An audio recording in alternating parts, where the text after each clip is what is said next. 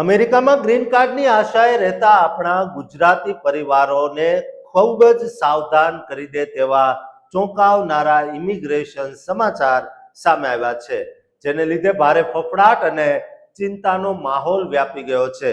US department of homeland security એટલે કે DHS અને USCIS દ્વારા ગ્રીન કાર્ડ મેળવવાના કાયદામાં અત્યાર સુધીનો સૌથી મોટો અને પ્રચંડ ફેરફાર કરતો નવો પબ્લિક ચાર્જ રૂલ જાહેર કરવામાં આવ્યો છે.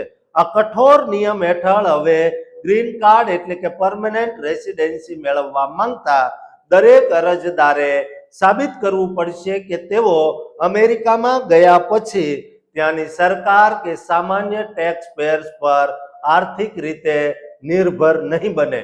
જો કોઈ અરજદારે અમેરિકામાં રહીને ત્યાંની મેડિકેડ, ફૂડ સ્ટેમ્પ્સ એટલે કે સ્નેપ, હાઉસિંગ આસિસ્ટન્ટ એટલે કે કોઈ પણ પ્રકારની મફત સરકારી સહાયનો ભૂતકાળમાં ઉપયોગ કર્યો હશે અથવા ભવિષ્યમાં પણ આવી સરકારી સહાય મેળવે તેવી સંભાવના લાગશે તો અમેરિકન ઇમિગ્રેશન અધિકારીઓ તે અરજદારની ગ્રીન કાર્ડની ફાઇલ સત્તાવાર રીતે રિજેક્ટ એટલે કે રદ કરી દેશે.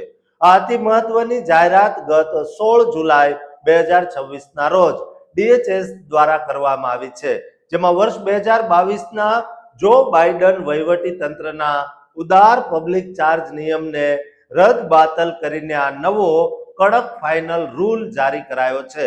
આ નવો નિયમ ઇમિગ્રેશન અધિકારીઓને બહુ જ વ્યાપક અને પ્રચંડ વિવેકાધિકાર આપે છે કે તેઓ અરજદારની ઉંમર, આરોગ્ય, આર્થિક આવક, કૌટુંબિક સ્થિતિ અને તેની કુશળતા જેવા તમામ પરિબળોને બારીકાઈથી તપાસ કરીને નક્કી કરી શકે છે કે આ પ્રવાસી ભવિષ્યમાં અમેરિકન સરકાર પર બોજ બનશે કે નહીં.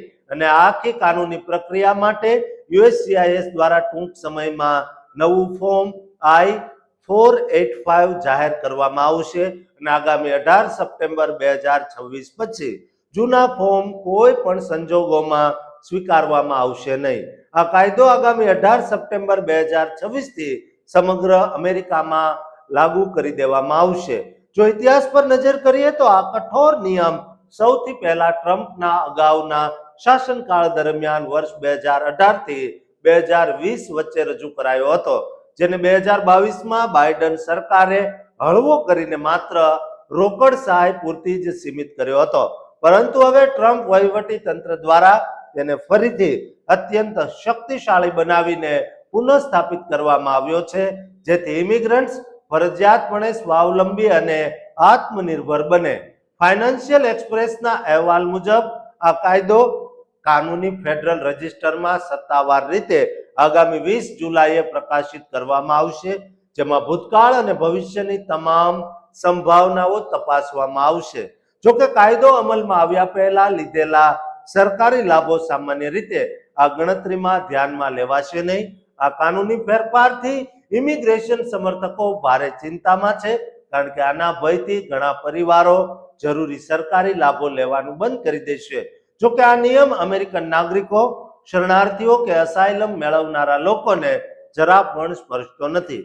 દોસ્તો, આગામી સમયમાં જો તમે પણ અમેરિકામાં ગ્રીન કાર્ડ મેળવવાનું નક્કી કરવાના હો તો કોઈ પણ સરકારી લાભ લેતા પહેલા એકવાર નહીં, 10 વાર નહીં, પરંતુ પૂરા 100 વાર વિચાર કરજો અને આ વિડીયો તમામ ગુજરાતીઓને મોકલજો, જેથી તેઓ પણ વિચાર કરી શકે અને આ ચેનલને સબસ્ક્રાઇબ કરવાનું ચૂકતા નહીં.